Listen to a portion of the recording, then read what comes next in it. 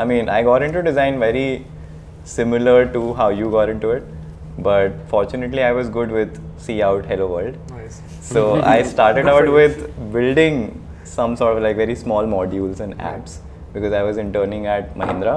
My background is mechanical engineering, so I was not supposed to do it. Okay. But engineering is like 4 years of vacation. You don't really do anything. So you would know that. So the last year, the last semesters for 6 months, you're supposed to build a product wherever you're interning, whatever your project is.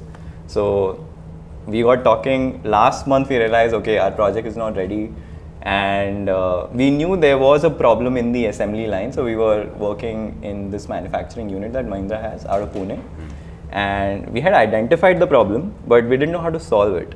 And I really liked coding back then.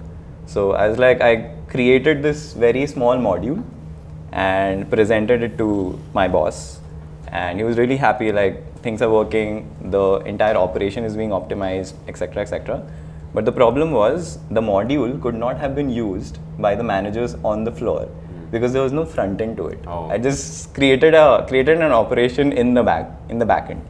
So that forced me to create a front end for it.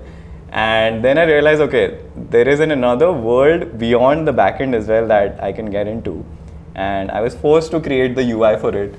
There was no concept of product design back then. I mean, we used to call it graphic design. Yeah.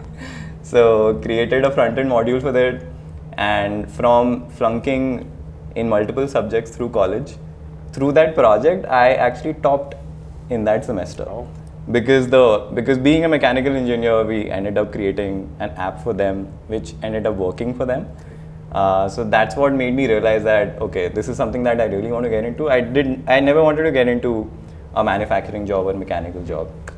So beyond that, I also knew nobody's going to take me in a company. Like I was not very, very confident that I would be able to crack interviews. So I never applied for a job after. And I started saying yes to every single project that would come to me. So I've done anything from animation to illustration to drawings to creating apps to front end, whatever. Any software, I would just learn it and do it. So after saying like multiple yeses, I realized, okay, there are 99 things that I did not like, but there's one thing that I really liked, which is product design. The terminology was not there.